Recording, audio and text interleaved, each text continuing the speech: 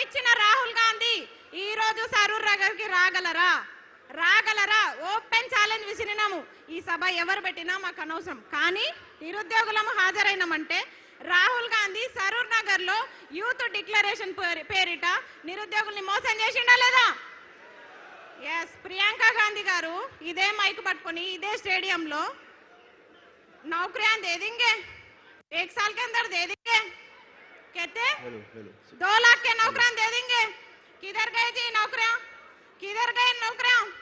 ఇంకొక ఆయన ఉద్యోగాలు అడిగితే ఇంట్రీని తాగండి, మీరు సావండి, కానీ ఉద్యోగాలు పెంచవా బిడ్డ? ఎందుకు పెంచావు ఉద్యోగాలు? 2 లక్షల ఉద్యోగాలు నీ గల్లా బట్టి వసూలు చేసుకుంటాం. నేను కూడా నీ పాలమూరు బిడ్డనే. నువ్వు పాలమూరు చివర్లో ఉండి నువ్వు మాట్లాడితే నేను కూడా పాలమూరు బిడ్డనే. పాలమూరు అంటే మొత్తం నువ్వేనా? ఒక కొండారెడ్డిపల్లి ఒకటే అనుకుంటున్నావా ఏంది? ఉద్యోగాల జాతర అన్నారు కదరా, ఏడుంది ఉద్యోగాల జాతర? ఏడుంది? ఇక్కడ సరూర్ నగర్ లో ఉంది నిరుద్యోగ జాతర, ఇక్కడ ఉంది నిరుద్యోగ జాతర. ఎక్కడుంది ఉద్యోగాల జాతర? మూడోసారి కూడా కురుమూర్తి జాతర వచ్చిందిరా అయ్యా, మూడోసారి కూడా కురుమూర్తి జాతర అయిపోయా, ఉద్యోగాల జాతర అంట.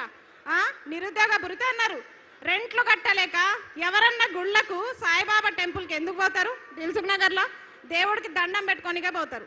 కానీ మా నిరుద్యోగులు అన్నదానం పెడుతురని అన్నదానం కోతున్నారు. అవునా కాదా? మధ్యాహ్న భోజనం తినడానికి సాయిబాబా టెంపుల్ కోతున్నారు. అలాంటి దుస్థితిలో నిరుద్యోగులు ఈరోజు ఉన్నారు. ఇక్కడ సభలు అందరం పెడుతున్నారు, పార్టీలు మారుతున్నాయి ఇక్కడ సభలు, కానీ నిరుద్యోగులు 2 సంవత్సరాలకు ఒకసారి 3 సంవత్సరాలకు ఒకసారి ఈ సభలకు అటెండ్ అవుతున్నాం. అవునా కాదా? ఇంట్రీని తాగాల? ఇంట్రీ డబ్బాలు దొరుకుతున్నాయా? ఫస్ట్ ఇంట్రీ డబ్బాలు దొరుకుతున్నాయా? రైతులకే దిక్కు లేదు. మమ్మల్ని ఎక్కడి నుంచి తెమ్మంటావు? ఇంట్రీ డబ్బాలు తీసుకొస్తాం. ఇంట్రీ డబ్బాలు ఎట్లయినా పట్టుకొచ్చి తీసుకొస్తాం, చెరో డక్కన్ తాగుదాం. ఎందుకంటే నేను గెలిపించిన పాపానికి ఊరూరా తిరిగి అమ్మలక్కల కాళ్ళు మొక్కి గెలిపించిన పాపానికి ఫస్ట్ డక్కన్ రేవంత్ రెడ్డి తాగాలి. ఫస్ట్ డక్కన్ రేవంత్ రెడ్డి తాగాలి, తర్వాత రాహుల్ గాంధీ తాగాలి, తర్వాత ప్రియాంక గాంధీ తాగాలి. ప్రియాంక గాంధీ కంపల్సరీ తాగాలి. మహిళగా చెప్తున్నా, प्रियंका गांधी जी जरूर सरूर नगर का प्रोग्राम देखो. क्यों बोले तो बोले ना, यूथ डिक्लेरेशन के नाम पे हमको धोखा दिए प्रियंका गांधी. आपको दीदी समझे हम? कहाँ है आप? किधर गए? అది ఇంకోటి ఉన్న స్కూల్లో మంచిగా బెటరా నాయన అంటే ఇంటర్నేషనల్ స్కూల్స్ పెడతా, జర్మన్ భాష నేర్చుకోండి. నీకు ఫస్ట్ ఇంగ్లీష్ వస్తుందా? నువ్వు ఫస్ట్ ఇంగ్లీష్ నేర్చుకో, నువ్వు ఫస్ట్ మాతృభాషలు నేర్చుకో, హిందీ నేర్చుకో, ఇంగ్లీష్ నేర్చుకో, చక్కగా తెలుగు నేర్చుకో. వందే మాతరం కూడా అనలేని రేవంత్ రెడ్డి వందే మారతం అంటాడు. వందే మారతం అంట. నేను అడిగేది ఒక నిరుద్యోగకి ఇవన్నీ ఎందుకు చెప్తున్నా అంటే, ఎక్కడ నిరుద్యోగ సభ జరిగినా గివే మాట్లాడతాడు. డక్కన్ కాదు, ఇంటి డబ్బా దొరికితే మాత్రం రేవంత్ రెడ్డి ఇంటికే పోతా. చక్కగా ఇంటి డబ్బా పట్టుకొని రేవంత్ రెడ్డి ఇంటికి పోయి ఖచ్చితంగా ఫస్ట్ డక్కన్ నీతో తాపించిన తర్వాతనే, నీ ప్రభుత్వం ఏర్పాటు చేసిన తర్వాతనే. ఇంకొక ఆయన అంటాడు, చిక్కడపల్లి లైబ్రరీలోనే చెప్పినా, నేను చిక్కడపల్లి లైబ్రరీ సాక్షిగా చెప్పిన, అన్న ప్లీజ్ అన్న దయచేసి గురుకుల రీలింక్వెస్ట్మెంట్ ఇవ్వండి, మెగా డిఎస్ ఇవ్వండి ప్రకటించినట్టు, నేను టీచర్ అయి సపోర్ట్ చేయకుండా వెళ్ళిపోతా అని చెప్పిన. ఇనలే నన్ను లీడర్ని చేసేసిర్రు. నేను మంచి చెప్పిన, అన్న నేను టీచర్ అయి వెళ్ళిపోతాన్నా, నన్ను లీడర్ని చేయకండి అని చెప్పిన, కానీ లీడర్ని చేసేసిర్రు. ఇంకొకటి, నేను ఏ పార్టీ జెండా కప్పుకోలే, బీఆర్ఎస్ పార్టీ అన్నారు. వేయండి, నన్ను దేంట్లో వేస్తారో వేయండి. మీ గొడుగు కింద ఉంటేనేమో నిరుద్యోగులు అయ్యారు, మీకోసం ప్రచారాలు చేస్తేనేమో స్వచ్ఛమైన నిరుద్యోగి అస్మ. కానీ ఈరోజు ప్రశ్నిస్తే బీఆర్ఎస్ అవునా? అయినా సరే ప్రశ్నిస్తాం, తగ్గం, ఎక్కడ కూడా తగ్గం అని చెప్తున్నా. చిక్కడపల్లి లైబ్రరీలో ఎంతమంది హామీలు ఇచ్చిర్రు? అశోక్ నగర్ వేదికగా ఎంతమంది హామీలు ఇచ్చిర్రు? ఆ రోజు ఛాయ్ తాగిపోయిన రాహుల్ గాంధీకి ఒకటే చెప్తున్నాం, మల్లరా అదే ఉస్మాన్ బిస్కెట్, అదే ఛాయ్. రాహుల్ గాంधी फिर से एक बार अशोक नगर आओ, ఎప్పుడు జరుపుదాం చర్చలు?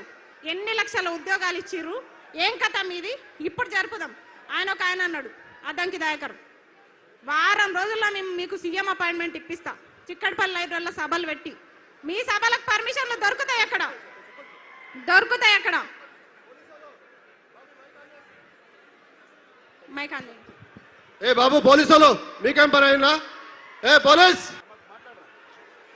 ఈ పోలీసు వాళ్ళు ఎందుకో ఏడమైనా పెడుతుంటారు. జర పక్కకు జరగండి, జర ప్రశాంతంగా సభలు పెట్టుకుంటాం, జర పక్కకు ఉండండి.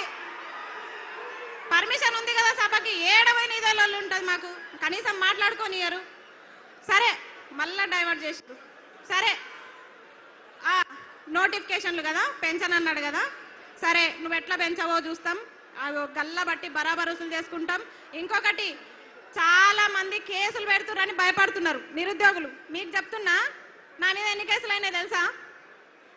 అయినా సరే వెనుకకు తగ్గట్లే, తగ్గం. Case వేయించుకుంటాం, case వేయించుకుంటాం, కొట్లాడతాం. 2 లక్షల ఉద్యోగాలు, 2 లక్షల ఉద్యోగాలు సాధిస్తాం. రేవంత్ రెడ్డి తొడగొట్టి చెప్తున్నా, నువ్వే కాదు తొడగొట్టేది మగపిల్లలే కాదు, ఆడపిల్లలు కూడా తొడగొట్టి సవాల్ చెప్తాం. రేవంత్ రెడ్డి గారు, మిమ్మల్ని ఇడిచిపెట్టే ప్రసక్తి లేదు. పాలమూరు బిడ్డ అన్నావు కదా, నీ విద్యాశాఖ మంత్రి నువ్వు పెట్టుకున్నావు కాబట్టి నేను ఇట్లా అడుగుతున్నాం. వేరేదైతే నేను అడగకపోదు. నువ్వు సీఎంగా ప్రధానమంత్రిగా నాకు సంబంధం లేదు. ఒక నిమిషం, నువ్వు సీఎంగా ప్రధానమంత్రిగా నాకు సంబంధం లేదు, కానీ విద్యాశాఖ మంత్రి తీసుకొని తప్పు చేసినావు నువ్వు. విద్యాశాఖ మంత్రి, ఇగో ఈ మేడం ఉంది, సబితమ్మ ఉంది, విద్యాశాఖ మంత్రి ఉంది. నీ అడ్డమైన జీవాలు వచ్చినాయా? ఎన్ని జీవాలు తెచ్చినావు రా చెత్తమ్మకమోడ? చెప్పు, ఎన్ని జీవాలు తెచ్చినావు? జీవో నంబర్ 4 అంట. నన్ను మంచిగా లెక్చరర్ కానీరా అంటే నన్ను తీసుకొచ్చి కొట్లాటల్లో పడేసిర్రు. నేను ప్రశాంతంగా టీచర్ అయ్యేదాన్ని, కానీ నన్ను తీసుకొచ్చి కొట్లాటల్లో పడేసిరుగా. భరించండి, నన్ను భరించాలి మీరు.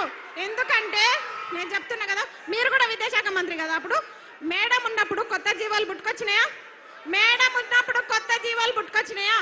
జగదీశ్వర్ రెడ్డి గారు ఉన్నప్పుడు కొత్త జీవాలు పుట్టుకొచ్చినాయా? సరే, వాళ్ళు కొన్ని జీవాలు తెచ్చిరు అనుకుందాం. నువ్వేం చేస్తున్నావు? జీవాలు తేవడంలో పోటీ పడుతున్నావా? ఆగండి ఒక నిమిషం. పోటీ పడుతున్నావా? జీవాలు తేవడంలో పోటీ పడుతున్నావా? జీవాల విషయంలో తగ్గలే బిడ్డ. నోటిఫికేషన్లు ఇవ్వాలంటే ఫస్ట్ జీవాలు రద్దు చేయి. జీవో నంబర్ 4 చెప్తా, రాసుకో. GO number 4, GO number 29, GO number 46, GO number 108,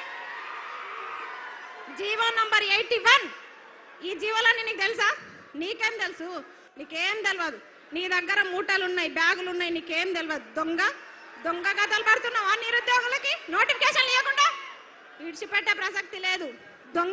నిన్ను దొంగని సీఎం చేయడం మేము చేసిన తప్పు, ఖచ్చితంగా చెప్తున్నాం. ఇంకా తగ్గేది లేదు అన్న. మీరు కేటీఆర్ అన్న, మీరు మాకు చాలా సపోర్ట్ చేయాలి. ఎందుకంటే మిమ్మల్ని కలిసి మాట్లాడదామన్న అవకాశం లేకుండా పోయింది.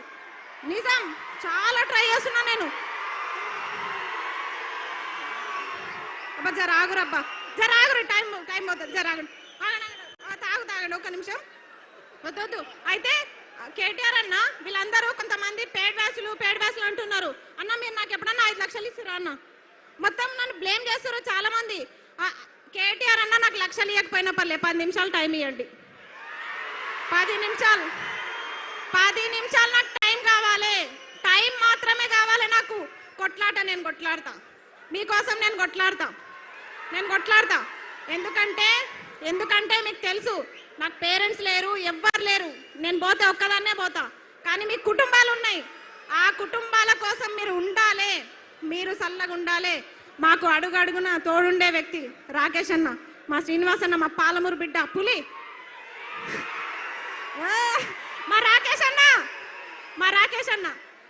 ఇట్లా ఓకే, ఫోన్ రాలేదు కానీ ఇట్లా చెప్తున్నా కదా. చాలా మంది మాకు అడుగండి, కేటీఆర్ అన్న మాకు టచ్ లేకపోయినా కొంతమంది టచ్లో ఉన్నారు. వాళ్ళంతా మా బాగోగులు, కష్ట నష్టాలు చూస్తున్నారు. కాబట్టి ఫస్ట్ ఆఫ్ ఆల్ జీవోలన్నీ రద్దు కావాలి. 2 లక్షల ఉద్యోగాలు రావాలంటే 2 లక్షల ఉద్యోగాలకు ఒక్క నోటిఫికేషన్ అయినా తగ్గిందనుకోండి, మెగా డిఎస్సి తగ్గిందనుకోండి, ఇడిచిపెట్టాను బిడ్డ, చెప్తున్నా. ఇడిచిపెట్టే ప్రసక్తి లేదు. 25,000 మెగా డిఎస్సి, గురుకుల notification, degree lecturer, junior lecturer, కాలేజ్లలో అసిస్టెంట్ ప్రొఫెసర్ నోటిఫికేషన్స్ అన్నీ కూడా ఇవ్వాలని చెప్పేసి నేను సరూర్ నగర్ సాక్షిగా డిమాండ్ చేస్తున్నా. ఇంకొకటి, మల్లొక సభ ఇక్కడ జరగకుండా చూసుకో రేవంత్ రెడ్డి. మల్లొక సభకి ఇట్లా ఉండదు, ప్రశాంతంగా ఉండదు. అదేమంటారు, కత్తులు బుల్లెట్లు మీతోనే కాదు, మాతోనే అవన్నీ అవసరం లేదు. పుస్తకాలు, పెన్నులు తీసుకొస్తాం బిడ్డ. పెన్ను ఎంత షార్ప్ ఉంటుందో తెలుసా? గుచ్చితే గుండెలా సస్తావు. అలాంటి గన్నులు మా దగ్గర ఉన్నారు నిరుద్యోగులతో పెట్టుకుంటే ఏ ప్రభుత్వం కూడా నిలబడదు. పెట్టుకునే దమ్ముందా? జై నిరుద్యోగి. చాలంట, వాళ్ళు ఇబ్బంది పడుతున్నారు, వేరే వాళ్ళు మాట్లాడతారంట. సరేనా? ఏమనుకోకండి, చాలా మంది ఉన్నారు, వాళ్ళందరికీ కూడా మాట్లాడే అవకాశం రావాలి. కాబట్టి ఇంకా వీళ్ళ కోరిక మేరకు నేను ముగిస్తున్నా. థ్యాంక్ యూ అమ్మా, ధన్యవాదాలు. ఆకాష్ గారు